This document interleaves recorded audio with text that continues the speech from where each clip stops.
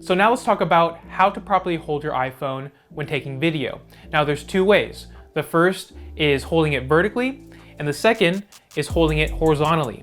So let's talk about vertical filming. So I like to hold my iPhone when I'm filming vertical videos like so. The reason why is because I have more control over it and it feels more comfortable. Instead of holding it this way, I can get shaky video doing it that way, and my hand is blocking the record button and all the options on my phone. So that's why I hold it like so. So when you shoot vertical video with your phone, keep in mind that the video is gonna stay vertical. So here's an example. Hey guys, how's it going? This is a test. I'm shooting vertically with my phone, and this is a video that I want to upload to YouTube or Facebook. The video has black bars on each side. The only reason why I would shoot vertical video is if I'm shooting it on purpose for Instagram or Facebook, and it just looks better on the phone, on mobile, okay? Now, I shoot horizontally more often because that's how most videos look. And this is a 1080p high definition video, okay? So when you shoot horizontally, the video will come out horizontally. Remember that. All right, so when shooting horizontally with your phone, there's two ways of holding it. So this is the first way. I'm holding it with one hand, I'm filming myself, and the camera is right here on this side of the phone. That way, my hand is not blocking it. I have a clear view of the camera and I can speak directly to the camera. So here's an example. Hey, how's it going? This is a test video. Filming myself with my iPhone. I'm looking directly into the camera. So if you're not filming yourself and you're filming other things, let's say someone else or whatnot, you're most likely going to be filming with this camera on this side of the phone, okay? So when you're doing that, I like to hold the phone with two hands, like so. Most likely, I would have two fingers on the top, on each side, and the thumbs on the bottom.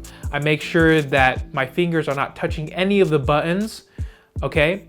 So making sure that my fingers are clear of that, and also making sure my fingers are not in front of the camera, okay? So here's an example. I'm holding it with two hands, two fingers on top, thumbs on the bottom.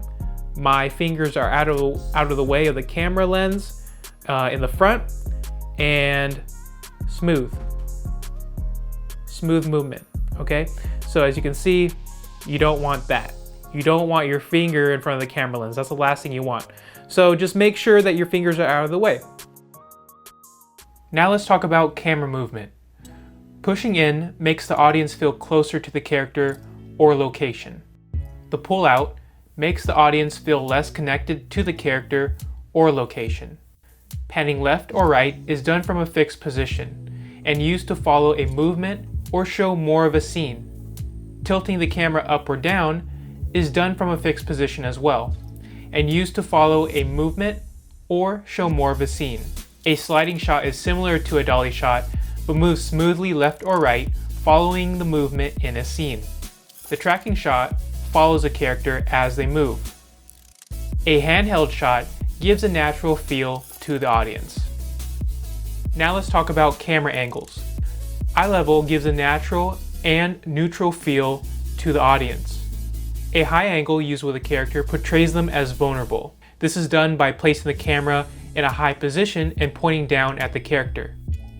A low angle with a character portrays them as powerful.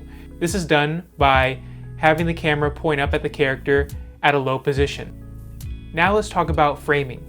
The first thing to understand is the rule of thirds, and this is where you break down your image into thirds using imaginary vertical and horizontal lines.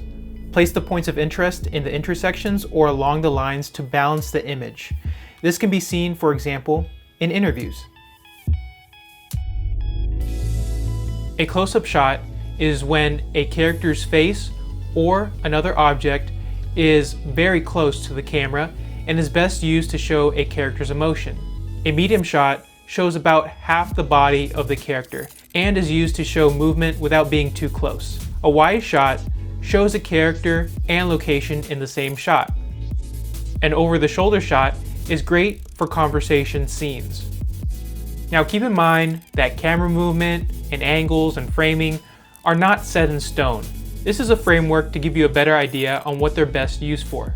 I'm going to show you scenes with me filming clips that made the final cut and some clips that didn't, just to give you an idea of my filming process. We started filming at the gym and then we moved on to the office.